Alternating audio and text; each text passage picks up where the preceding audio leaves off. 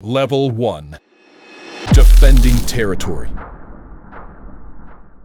On October 1, 2022, an unexpected incident occurred on Mount Futago in Saitama Prefecture, Japan. Mount Futago, a relatively low peak at about 1,166 meters, has a rocky, sharp trail designed for experienced climbers, fraught with danger. A 40-year-old mountaineer with 8 years of experience was descending the rocky path. At first, everything was calm. He moved carefully, the mountain's scenery seemingly serene, until an Asiatic black bear suddenly appeared above the rocks.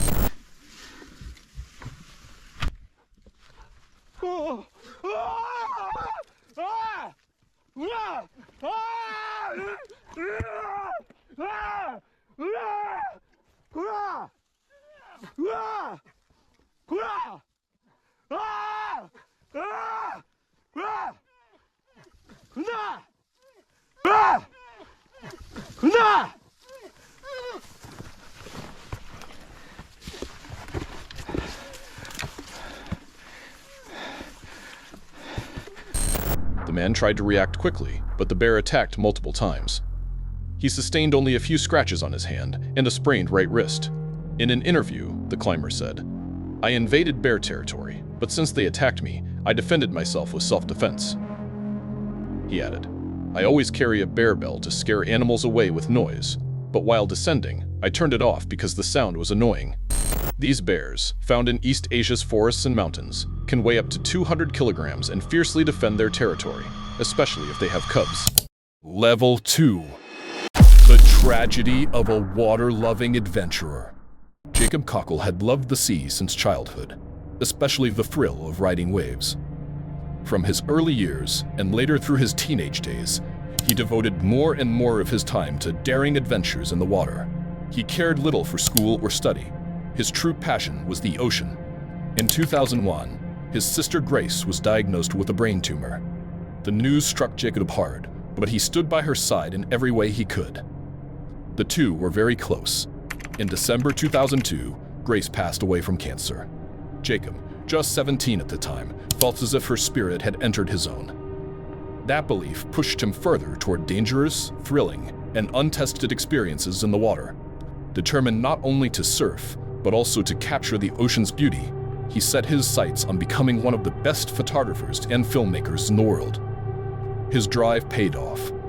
By his early 20s, he had already won multiple prestigious awards, including recognition from National Geographic. His photographs and videos, often taken in the midst of surfing and waterborne adventures, were uploaded to YouTube, where they reached millions of viewers. The content was gripping, mesmerizing, and filled with tension. But one of those adventures would not end like the rest. Jacob traveled to Haley Harbor in Cornwall, England, to see a well-known whirlpool.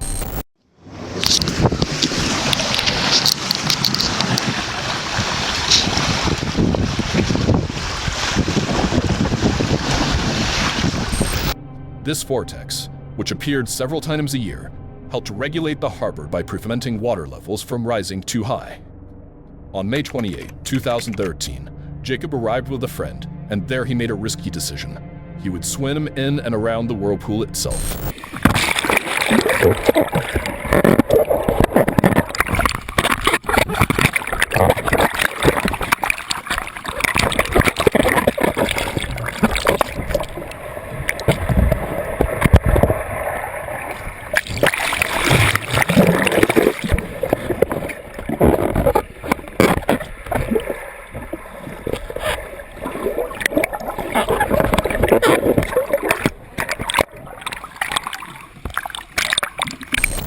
He wore a neoprene suit and even pulled on a horsehead mask to make the footage more striking for YouTube. Ignoring posted danger warnings, he entered the water with his camera and began swimming, circling, and diving. For nearly half an hour, he played with the whirlpool, sometimes skimming its surface, sometimes descending beneath it to film the swirling current from below. His excitement showed clearly on his face. He chatted with his friend, took breaks, even removed the mask a few times before diving back in.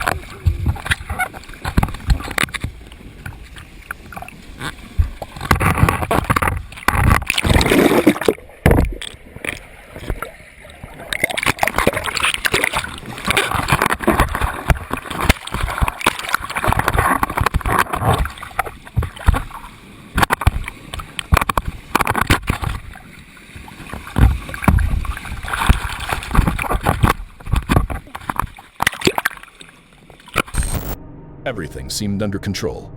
But then came a single choice that changed everything. For one final dramatic shot, Jacob wanted to dive directly beneath the whirlpool and film upward while swimming below it. His friend urged him not to, but Jacob insisted. This time, the power of the whirlpool pulled him down. He couldn't break free and never resurfaced. After an extended search, his friend discovered his body further down the harbor. The sudden loss shook everyone who knew him. His funeral drew so many mourners that not all could fit inside the church. Jacob had always lived for his passion, not only for himself, but for the sister he had lost. He refused to fear judgment or the risks of chasing what he loved. In the end, he gave his life while creating his final work of art. That last act ensured his memory would live on, forever bound to the water he loved. Collapse. A family of 4 was living in their relatively old home. The mother, holding her newborn, was busy with her 3 young children when they heard a sound from the ceiling.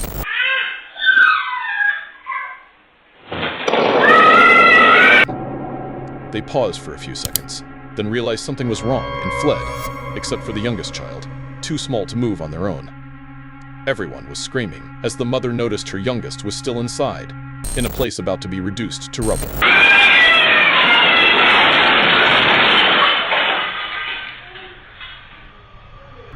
Miraculously, every family member was saved. Level 3. Dark Jaw. Young girl and boy. Recently, Rosanna bought a new house and began moving in, only to realize something was terribly wrong. It all started on April 28, 2024, when she posted her first video on TikTok. This first video horrified viewers. Rosanna had moved her belongings into the house, but hadn't unpacked all the boxes when she fell asleep.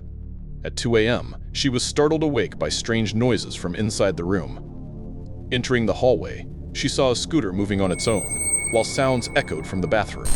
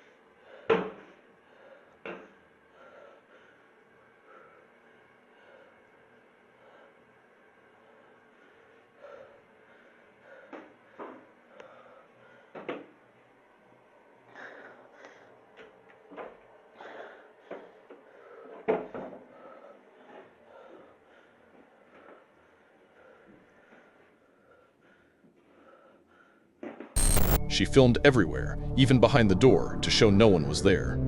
After this, Rosanna sent her children to their father's house and stayed alone. On May 1, 2024, she uploaded her second video, recording after hearing footsteps from her children's room. Terrified, Rosanna told her followers she'd seek a priest's help and try any solution. They suggested reading the Quran or Bible, but nothing worked. 5 days later, she posted her third video. Rosanna, who never believed in the supernatural, felt trapped in a horror movie, facing something far more sinister. After the third video, she moved to a hotel, hoping the incidents would stop, but they didn't. She uploaded another video.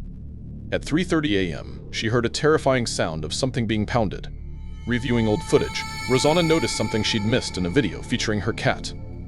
Her cat appeared to see something in the hallway, taking a defensive stance, as if ready to attack until...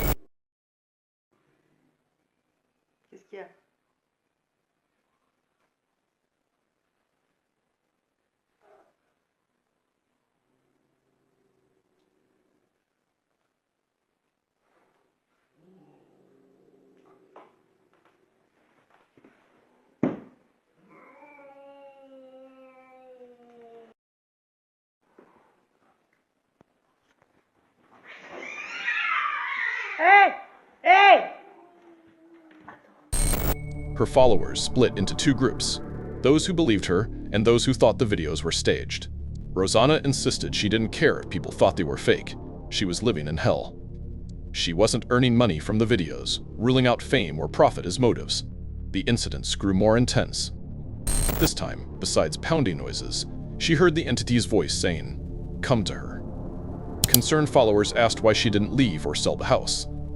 Rosanna explained, her family lived in Spain, she couldn't leave due to a property deed issue, and she didn't want to abandon her dream of a happy life with her kids and cat. But the events escalated in the next video.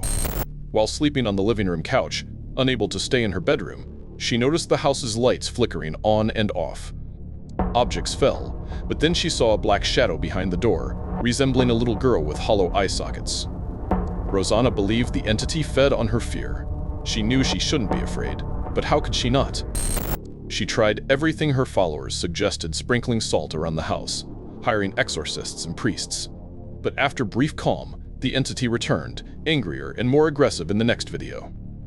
While filming, a mannequin's head on a table began moving.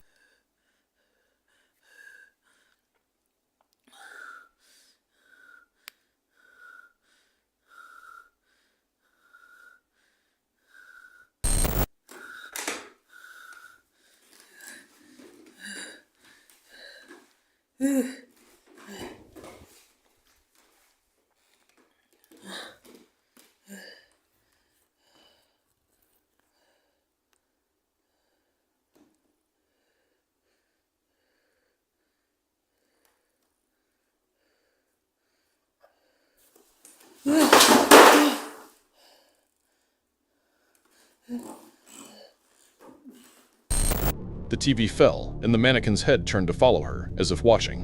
When Rosanna told it to stop, a voice replied no. She set up a camera above her bed, suspecting the entity haunted her even in sleep, hoping it was just a nightmare. It wasn't. While she slept, something appeared above her in the next video. Rosanna moved to a hotel again, then to Spain to stay with her mother. For a while, no updates came until she posted another video, worse than ever. After this, Rosanna stopped filming, believing it worsened the situation. She said her followers hadn't seen everything.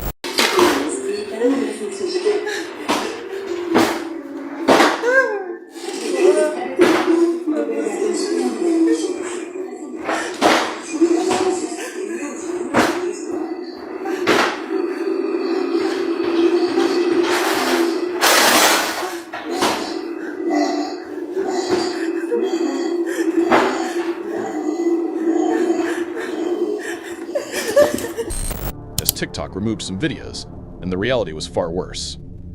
She checked into a treatment center to find peace and see if the entity followed her outside the house, as evil entities attack her. Level 4. Festival. In November 2017, the town of Foyas, Spain, hosted its annual Toro Embolado Festival, a term in Latin roughly meaning bull with balls. This ancient tradition involves attaching flaming balls to a bull's horns and releasing it into a carnival arena. The festival took place at night, with spectators wearing scarves, enjoying the event, when suddenly the bull, its horns ablaze, charged toward an unlucky man in the middle. He tried to escape, but it was futile. The bull was faster. The bull passed, but the man didn't get up.